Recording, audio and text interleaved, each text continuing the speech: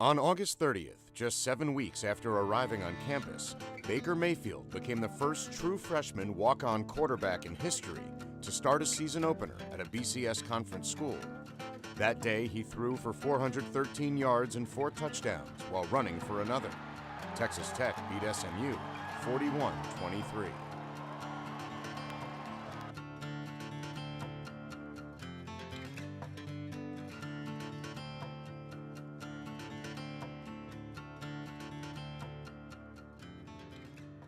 The first thing that comes to mind is Baker always had a ball in his hand, running down the hall, doing something, and he would always, in fact, after several broken vases, you never saw him without a ball in his hand. And he announced to James and I think he was 3, that he was watching Saturday morning cartoons in his TV chair, his favorite TV chair. And he jumped up and he said, "I'm not going to watch cartoons anymore, I'm going to watch ESPN." And he literally did that. I'm not joking. From that day on, he decided he watched ESPN, and actually that's kind of how he took up baseball. He learned how to watch baseball through that, but he loved everything about having a ball in his hand and just always playing. So his arm, he could always throw well, and the Pop Warner coaches had decided he should be a quarterback, and these guys, we really didn't know him. They knew of his baseball reputation, and of course over the years they've become great friends, great fans of Baker, and they take much of the credit for his skills, but they decided he should be the quarterback because of his arm, and that's how it started out. So after Baker's junior year, we won a state championship. He was a starting quarterback for us, and so he started to get some attention.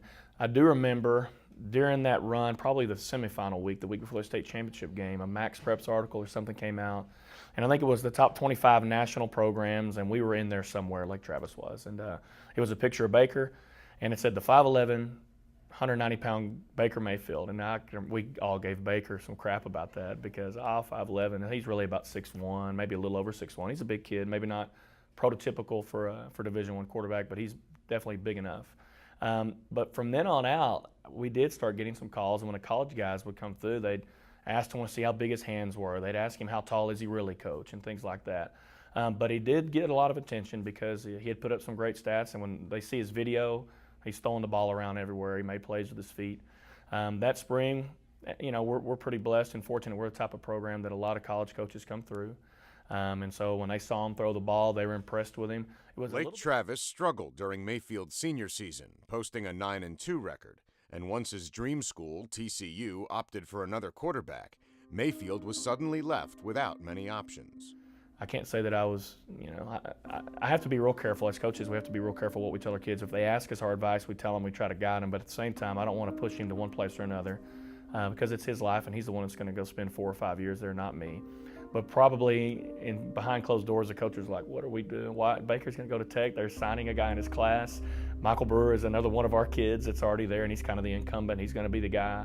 Will he ever get a chance? And that was what we were fearful of. In the last a couple of years ago, most people around the program expected Michael Brewer to be the starting quarterback at this point. And so there were a couple of other quarterbacks who transferred elsewhere, guys who would be senior, a guy who would be a senior this year in Jacob Karam, who went to Memphis, a guy who would be, I believe, a junior this year, and Scotty Young, who transferred to Louisiana Tech. And so Texas Tech had really nothing but young quarterbacks. And then when Michael Brewer got hurt, they were thrown into that unusual situation if you had literally nothing but freshmen. And so that made it a little bit easier for a walk-on to step in and start because he had just about as much experience in the offense as any other quarterback on the team. Yeah, Michael had his injury at the end of the summer, and Baker didn't even come in until the second summer session. So he had to learn quickly, and basically based upon that circumstance, he got more reps than we probably anticipated him getting. And every time he got out there, good things happened. Continued to improve, and we decided to make him a starter. And the ball moved forward. No matter the situation, he found a way to get the ball in the end zone. And the bottom line is, no matter how it looks, if you're scoring points, you need to be on the field. Baker Mayfield that time on the quarterback draw.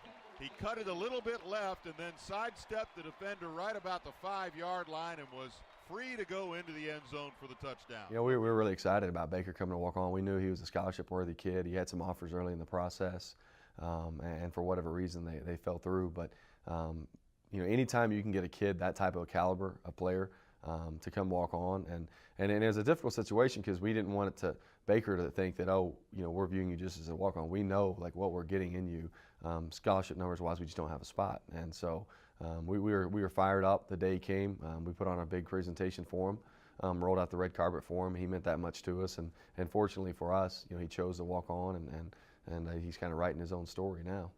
He called his dad, and it was on August 20th. I'll never forget, because I was not in the room, and I'm the only one in our family of the 4 that doesn't have an iPhone. I have a BlackBerry. So he called his dad, and he said, "Hey, how are you doing?" He never says that kind of thing. It's, you know, it's, we joke a lot, and he never opens a conversation like that. But hindsight, that's what he said to James, and he said, "Hey, how are you doing?" He said, "Where's Mom?" And he said, "Well, she's in the other room." He said, "Well, can you put the phone on speaker?" Well, then the other joke is that James doesn't know how to put the phone on speaker. So I put the phone on speaker, and I came in, and he said, "What are you guys doing on August 30th? And we're both standing there over the phone, and I said, and I think both of us said, "We're going to be watching the game on TV." And he goes, "No, you're not, because I'm starting." And we both started, you know, crying, screaming. It was fun. I mean, I won't say screaming, but we were very excited. And the next thing out of his mouth was, "I can't wait to beat TCU." Yeah. And two, you know, I think for him, it gives hope to a lot of kids that don't have that opportunity to get scholarships and that come on, well, look, you know, this kid did it. You know, he's a walk-on true freshman, starting at a Division I Big 12 school, throwing for 400-something yards, breaking records. It opens the door to a lot of people, and for him to do that is, I mean, it's a storybook pretty much. He's got, you know, a great future ahead of him. I think you saw his progress in high school. He really developed, and I think the same could be here. We have talented players around him, and so if he continues just to worry about himself and not try to do it all, I think he's got a really good future. I think the confidence for a young guy doesn't seem to get rattled much. If he makes a bad play, he's right back in it. If he makes a good play, he's just on to the next one.